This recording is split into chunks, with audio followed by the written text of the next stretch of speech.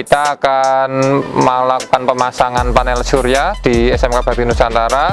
Ini berarti nanti nama teknologinya adalah PLTS ya, pembangkit listrik tenaga surya. Kecil untuk rumahan sih, tapi ini nanti dayanya sampai 3000 watt ya. Ini dayanya nanti 3000 watt, walaupun nanti pemakaian optimalnya hanya 2200 saja.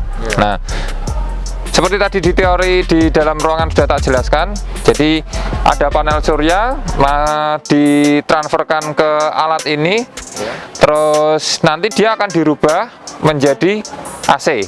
Nah, karena perubahan dari DC menjadi AC, maka alatnya disebut sebagai inverter. Apa tadi?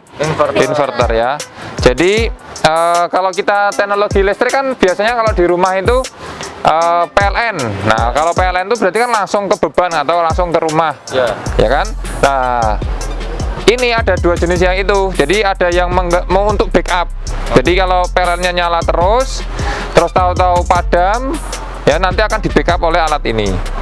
Atau ini nanti yang digunakan untuk hemat daya. Kalau hemat daya berarti yang diutamakan panel suryanya atau baterainya. Begitu baterainya habis, maka dia akan baru pindah ke PLN. Kalau fungsinya untuk hemat daya. Lah, menentukan yang diutamakan yang mana itu ada di depan ini.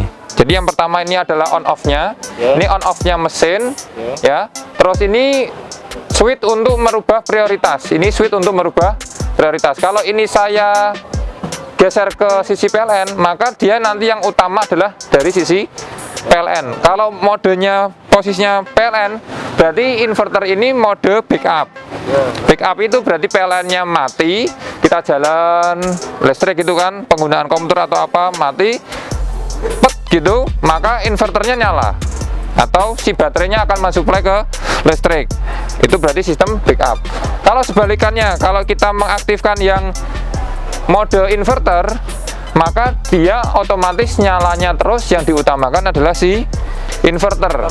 Inverter nyala terus, berarti listrik yang ada di ruangan disuplai terus sama baterai. Baterainya yang besar tadi ya. Terus begitu baterainya habis, berarti dia baru akan pindah ke PLN. Kebalikannya seperti itu ya. Nah, tapi berarti ini ada batasnya, batas atas dan batas bawah. Saya sebutkan dulu. Baterai yang kita gunakan tadi kan satu unitnya berapa volt? 12. Dan jumlahnya ada berapa? 4. Berarti, dan itu seri semua. Kalau seri itu berarti menambah atau tetap nilai voltnya? Menambah. Berarti 12 tambah 12 tambah 12 jadinya adalah 48 volt. Nah, 48 volt itu nanti diatur sama mesin yang ada di sini. Nah, tadi belum pas ini, tadi belum dijelaskan. Ini ada tanda indikator, ada angka-angka, bisa dilihat dari sini. Ini dilihat. Nanti kalau kita nyalakan, ini ada kondisinya baterai isinya berapa. Sini. Jadi ini baterainya kondisinya berapa nanti akan muncul. Ketika dia menunjuk angka 47 itu berarti di bawah 48 atau di atas? Di bawah kan? Maka dia akan berganti ke PLN. Dianggap baterainya sudah kurang. Jangan sampai seperti HP di kamu ya, baterainya 5% baru dicas gitu kan. Kalau ini enggak.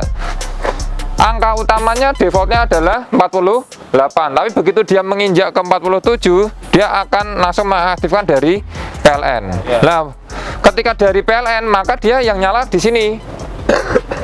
Nah, begitu charging, PLN-nya charging juga ke baterai. Jadi ada chargingnya juga. Dari PV-nya kok charging sudah sampai angka 50, maka dia akan berganti. Tetap yang dipakai adalah baterai. Ada jedanya, terus nanti pindah ke inverter. Maka yang digunakan secara utama adalah si inverter. Nah, kalau mode utamanya adalah inverter, maka tagihan PLN-nya jadi hemat. Itu fungsinya kalau dia sebagai penghemat daya ya. Jadi yang digunakan secara utama adalah si inverter ya. Inverternya diaktifkan, baterainya diserap terus, digunakan untuk mensuplai listrik yang ada di rumah-rumah atau di beban rumah. Oke, itu ya. Terus ini saya jelaskan lagi.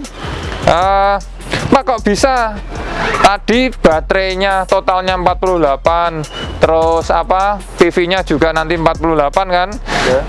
Kok bisa ya untuk di jala-jala kan padahal 220. Kamu nyadar enggak? Jadi listrik rumah-rumah itu AC berapa? 220 kan? Nah, berarti dia harus di step up pakai trafo seperti ini. Dia di step up sehingga nanti daya murninya tetap 220. Dari 48 dinaikkan menjadi 220. Berarti di step up kan ya. Karena trafo memang ada dua jenis, yaitu step up sama step down. Step up berarti untuk menaikkan, step down berarti untuk menurunkan. Itu ya. Terus di sini ada sensor-sensor juga alat di sini. Ini ada sensor kalau trafonya panas maka kipas yang ini nyala. Kalau mesin inverternya ini di sini, ini komponen utamanya sebenarnya MOSFET. Sayang di sekolah komputer kita elektronika dasar kurikulumnya sekarang nggak ada. Dulu padahal sudah harus wajib elektronika dasar. Jadi komponen ini komponen aktif di sini yaitu transistor, namanya MOSFET. Nah, MOSFET-nya ada banyak, ada berapa ini? 1, 2, 4 kali 4 berapa? 16 MOSFET. Wah, besar sekali. Jadi ada 16 MOSFET. Ini untuk merubah tadi ya. Terus ada pembuat dia nanti sinkronus. Nah, karena ini alatnya sinkronus. Ketika mati berganti ke menu lawannya, berarti dia tidak akan kedip. Bahkan 0 detik pun nggak akan kedip. Jadi tetap dia akan berubah secara langsung. Maka komputer tetap akan nyala. Nah, kalau di sini MCB di sini berarti kalau indikator di sini ada DC, berarti ini dari baterai. Dari baterai dinyalakan, berarti nanti dia untuk mensuplai alatnya.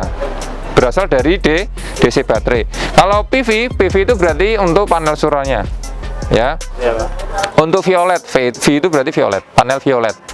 Jadi panel violet itu berarti kan matahari kan. Nah, PLN itu berarti dari perusahaan listrik negara. Terus nanti inverter berarti mesin ini nyala. Terus hasilnya itu keluar dari beban yang ada di sini.